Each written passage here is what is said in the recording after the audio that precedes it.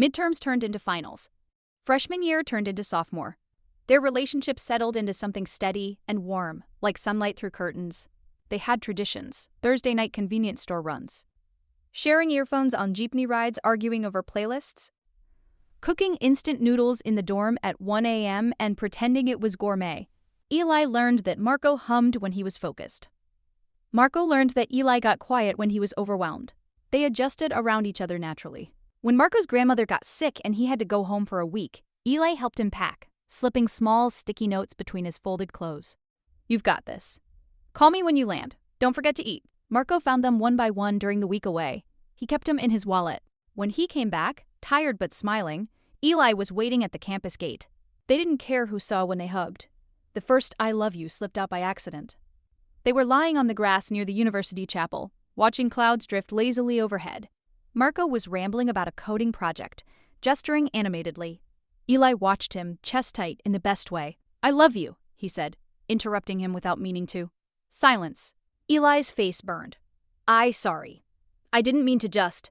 Marco leaned down and kissed him. It wasn't rushed or desperate. It was soft, certain. When they pulled apart, Marco's eyes were bright. "I love you too," he said. "I've been waiting for you to say it first. You could have said it. I wanted to hear it in your voice." Ellie laughed, half relieved, half overwhelmed. "I idiot," he said affectionately. "You're idiot," Marco corrected. By junior year, they had grown into each other in ways that felt invisible but permanent. They had seen each other stressed, sick, insecure, stubborn. They had argued, once about Marco overworking himself, once about Eli shutting down instead of talking.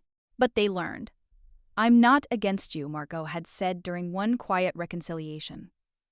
"It's always us against the problem." Ellie carried that sentence carefully after that. They started talking about after graduation, not in a dramatic, map everything out way. Just gentle conversations before sleep. "There's a tech company in Makati I'm thinking of applying to," Marco said one night. "There's a publishing internship near there," Eli replied. They looked at each other. The future felt less scary when it had both of them in it. On the day of graduation, the campus buzzed with noise and cameras and proud families. Eli adjusted Marco's tie for him, fingers steady, despite the chaos around them. "You ready?" Eli asked. Marco nodded, then hesitated. "Hey, yeah. Thank you, for the printer."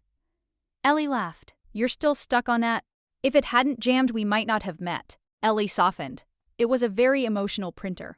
They stood there in their gowns, 4 years of shared memories tucked quietly between them. When their names were called, they cheered the loudest for each other. Later, when the crowds thinned and the sun dipped lower, they found themselves back on the same bleachers where they'd once watched the sky change colors as freshmen. Different sky, same warmth. Marco reached for Eli's hand automatically. "Small apartment?" Marco asked. "Bookshelves," Eli added. 2 mugs. "Maybe a plant we'll probably forget to water." Marco smiled. "We'll figure it out."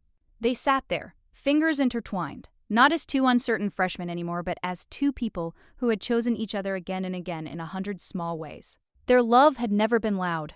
It was built in shared notes and quiet walks, in soft reassurances and steady hands, in showing up, in staying.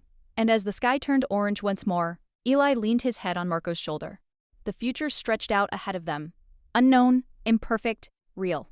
But whatever it held, they would meet it the way they always had, together.